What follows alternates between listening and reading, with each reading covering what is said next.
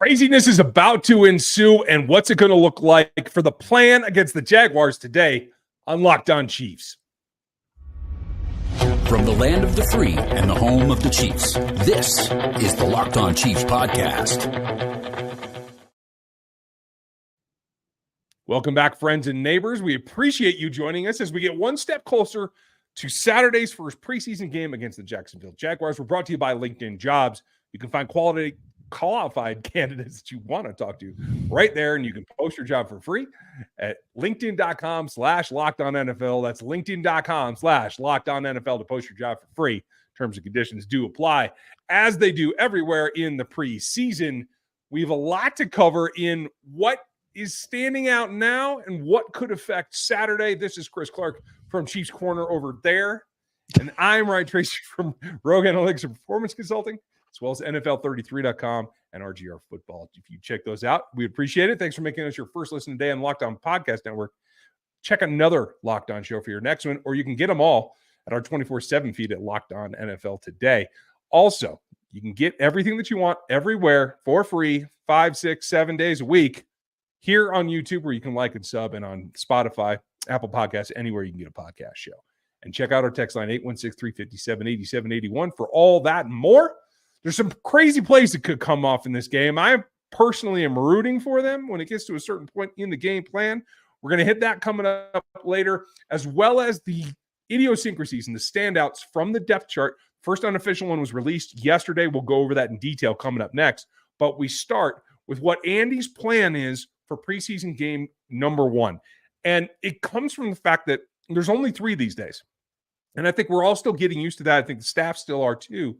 He made some comments yesterday when he unveiled concept of you kind of have your roster set after the first preseason game. You generally set it, then you see what happens in preseason game number 2, and that pretty much locks it. After that, anything in preseason game number 3 where you're not going to see a lot of the starters for very long, it's those just wow plays, the only thing that can really move the needle there. So it's much more compressed. What he said today was that his plan is to let everybody play in kind of a quarter segment. One's in the first quarter, backups in the second. The 3 should start the second half, and then the 4th on the depth chart should get the 4th quarter. Now, that's all well and good said and gone, but there's going to be a lot more rotation to that. So you're going to see some overlap and that kind of thing. And I personally don't expect the starters, especially on offense, to play the full force quarter.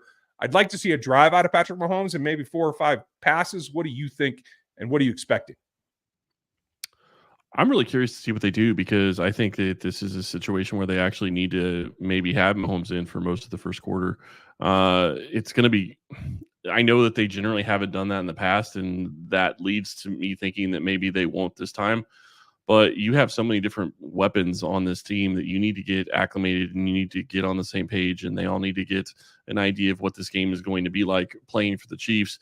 I do think it would make a lot of sense to get, Hollywood out there and Xavier out there and Rashee Rice with Mahomes for, 2 drives. And they've done 2 drives before when they haven't been successful, but I'm talking like a second drive potentially after going down and scoring. Maybe you come out for another drive and see what you can get done. So I'll be curious to see if it happens. It also wouldn't shock me if it's a situation where you have everybody playing except for Mahomes and maybe Kelsey after the first drive, because they've done that several times. And actually, in some ways, that would actually work to their advantage, because you need to get Carson Wentz some snaps with those guys so he has that experience. And I do think that that's important, since he hasn't been playing in Kansas City for very long. Agreed. Building that connection is critical, and I do think that that's something that they should look at. As far as the rotations, there's always going to be some overlap, because you're not just going to play 3 receivers in the first half. You're not just going to play 3 corners in the first quarter or whatever it is. There's going to be some I don't want to say conditioning, because they're in shape. They've been practicing, but game speed's a step up, and there's going to be some more churn. So what I'm really interested in is you're going to see the top 3 at both those outside positions roll onto the field. But who's the first guy off the bench? My expectation is it's probably Justin Watson, but maybe it's not on the wide receiver side. My expectation is that it's probably Jalen Watson on the corner side, but I don't know if he might even get a start there's several things there that we're going to have to pay particular attention to when it comes to the outside positions. And you talk about Jalen Watson. I messaged this out on our insider line earlier. I'm not sure he plays in this game, mainly because he has been practicing. He got off the non-contact, but it's still pretty quick from when he's coming back from his injury. I don't know if they actually have him play in this game. If they do, fine. I mean, they have a better idea of where he is than I do. I'm just kind of guessing that they're not going to have him play. But since we're talking about it, I wouldn't expect to see Nick Bolton, who didn't practice. Kadarius Toney didn't practice. Chris Jones didn't practice. There's several guys that I would not expect to see. Let's see: Bolton, Chris Jones, Jaron Hyatt, Kelvin Joseph, and Toney. Swayze Bozeman got hurt and hyperextended his knee, and I'm also throwing Tooney and Noddy in that boat. I don't think Tooney plays. I think that's pretty obvious, but I also don't think Derek Noddy plays after just coming off the injury list. I would expect him to get more or to get some snaps next week. That's just my guess.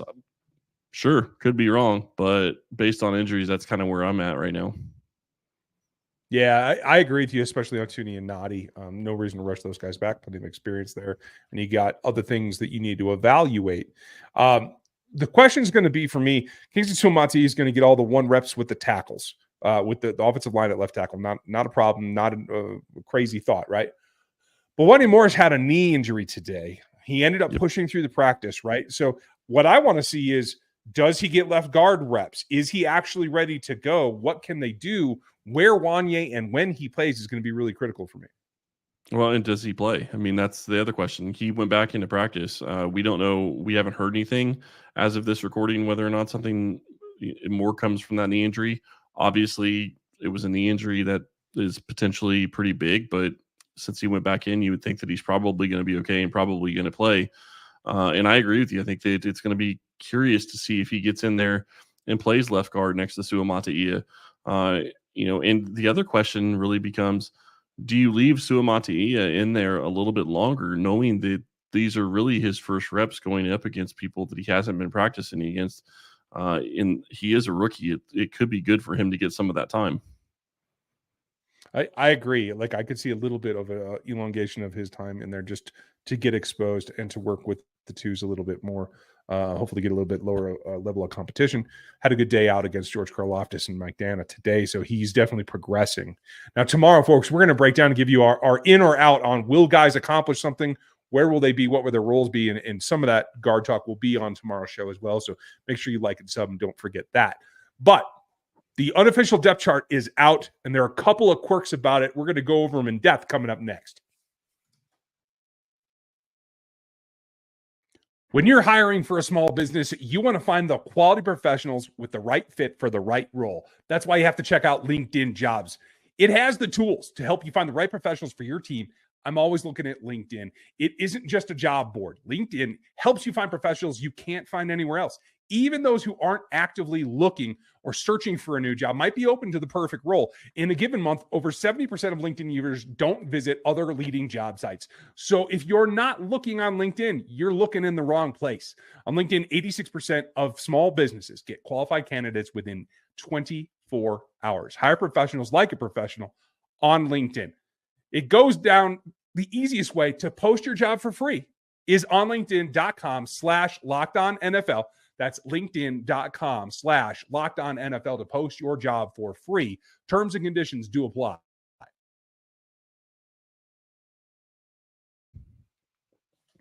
If you want in on all the fantasy news that you need as we get ready for fantasy draft season, make sure that you check out your second listen today, being the Locked On Fantasy Football Show with Vinny R. He's going to lay it all out for you. Make sure you like and sub over there as well today. I'm going to, because I need all the help I can get this season.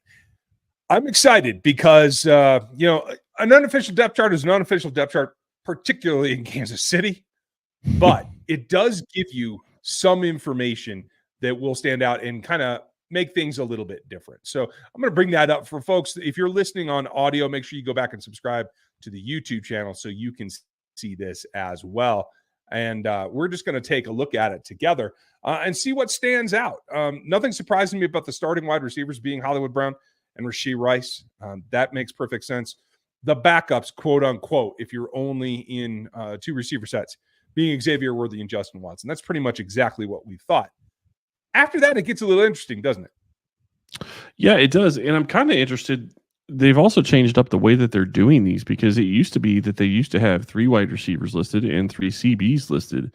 And I don't think that's the way that, if I remember correctly, because I looked at this earlier today, that's not the way they did CBs either, right? They only have 2.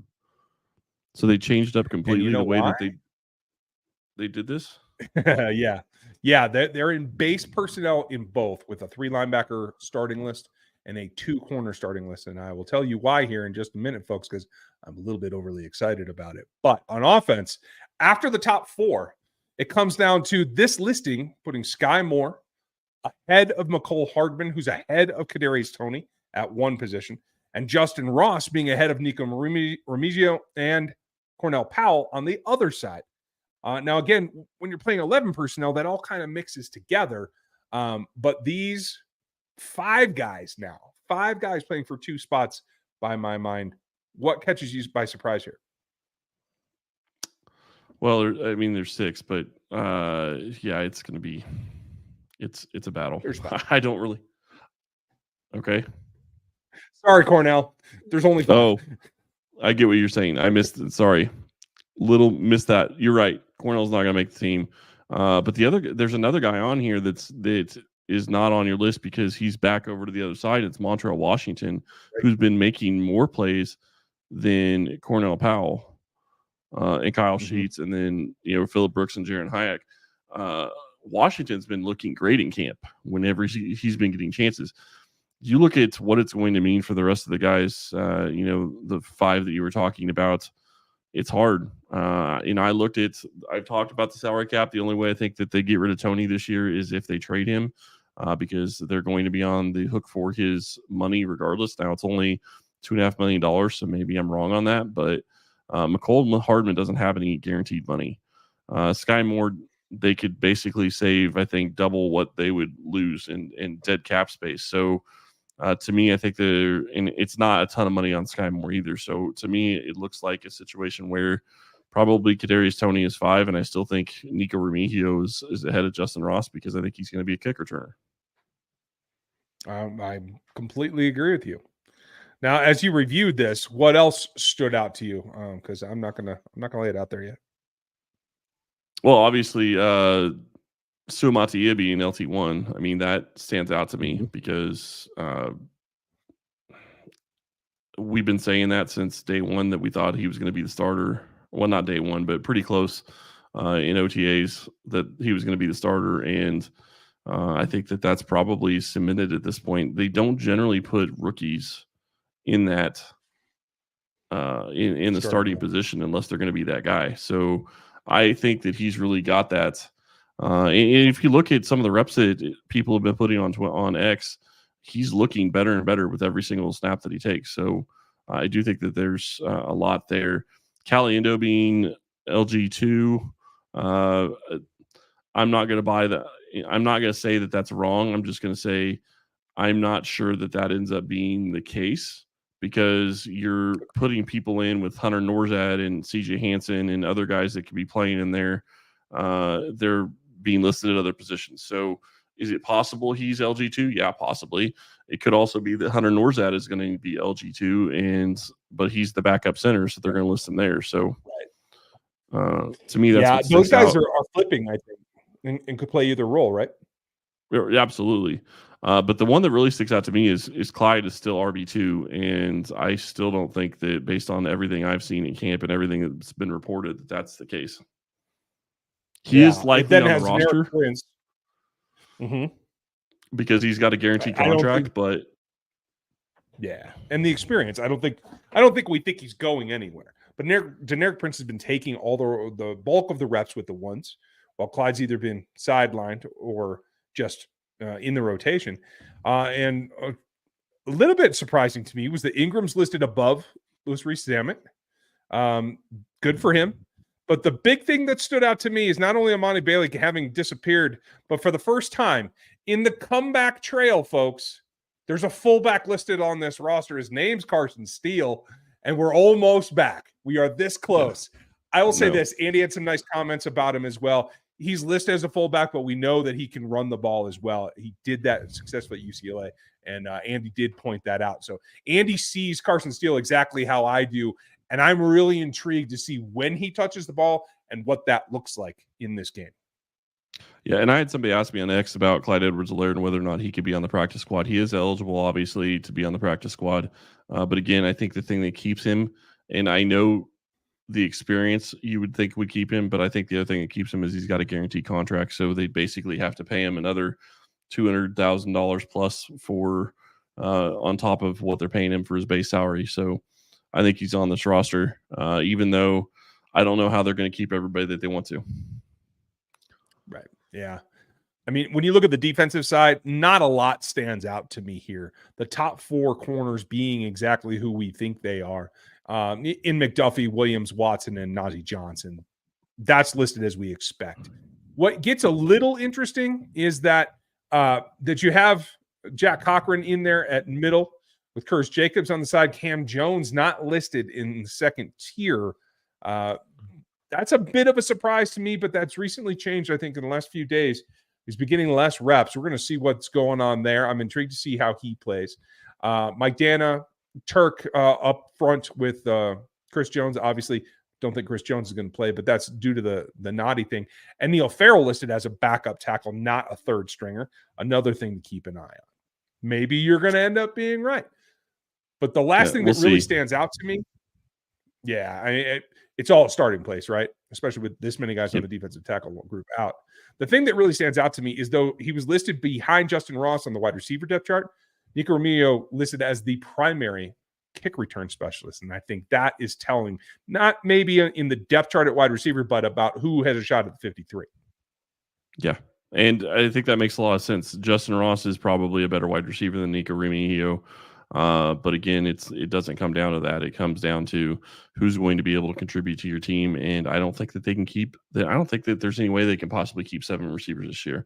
And I've said this from the start. If Rice was suspended, maybe you could get another guy, obviously, at that point. But it sure looks like he's not going to get suspended before the season starts. There's not even a trial date for his situation.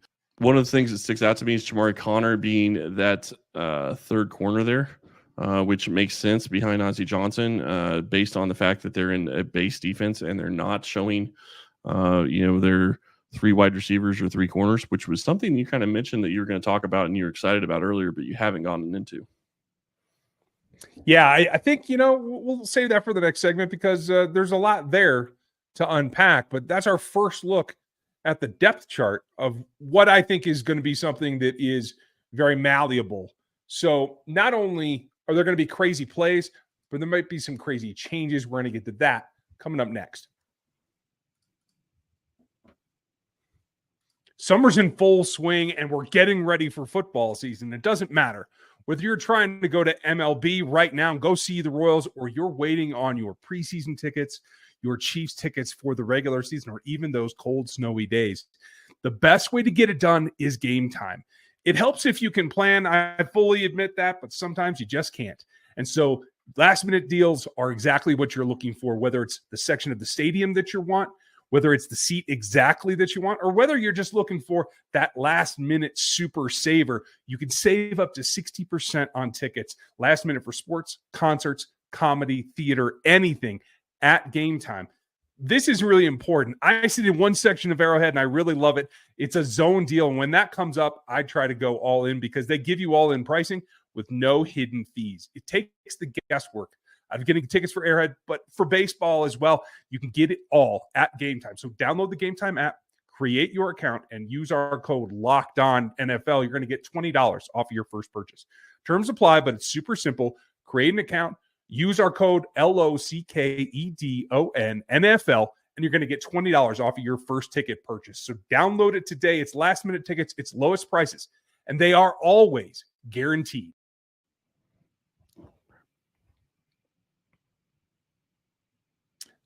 There's a lot that comes at you, and this is going to be a full weekend. We will have post-game coverage of the Chiefs' first preseason game.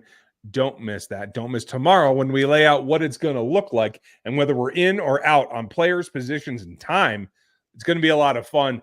This is fun too. We're going to get into the craziness right here, but just to echo what you were finishing the last segment about, I do think it's a little bit crazy, but we heard Patrick Mahomes kind of hint at it today in that this designation of base personnel on both sides is something that Patrick emphasized today, knowing that, yeah, we're gonna throw the deep balls. We're going to take our shots.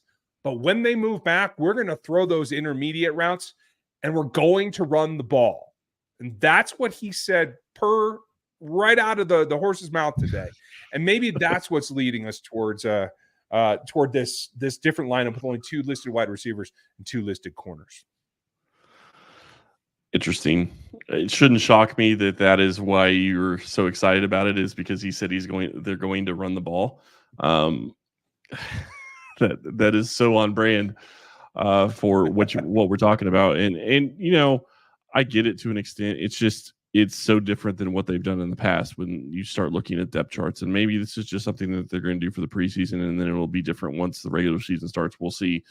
But it also makes it a little bit more confusing to me, because then you start getting in a situation where you are questioning, okay, who's going to be in when you get into 4, 5, and 6, who is your 4, 5, and 6? Because it's a little bit easier to break it out if you start looking at, okay, well, here's our top 3, and then here's the next 4, 5, and 6.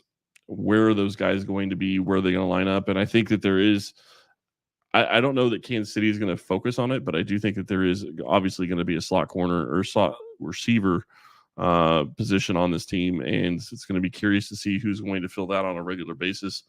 I would expect it's going to be Worthy. That's just kind of what we've seen. But it may not always be Worthy. So who else is going to be there? That's kind of, yeah, right. Is Nico going to be that type? Are they going to look at him in that respect? I would guess that's kind of probably where he would end up being. Sure. That makes perfect sense. And to take it to our topic, that player might be in position to receive some of the craziness that I do believe is going to go on this season. It's been hook and ladder city this week. Travis Kelce wants to pitch this ball. Like, there is nothing I'm more certain of in this training camp is that he wants to pitch this ball more.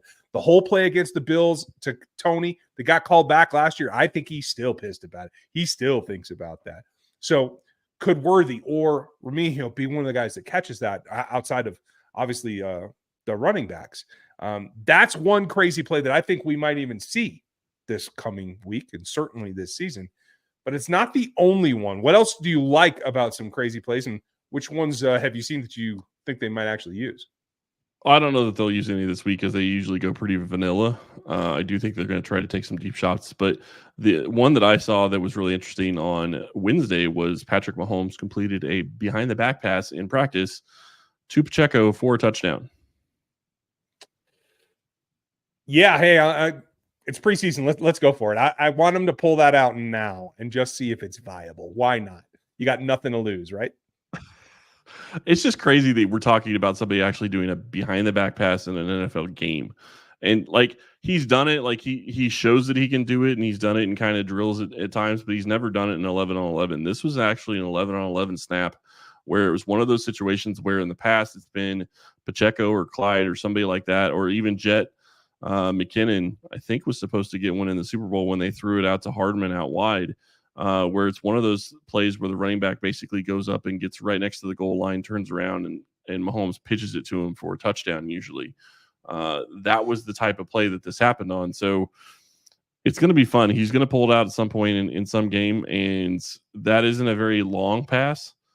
But there's a guy out there, James Palmer's out there tweeting about how he's seen Mahomes complete some deeper passes with his behind the back passes and some longer passes with his behind the back passes. And I know Ryan's just sitting there cringing, but it's fun. We'll see. It's going to happen at some point.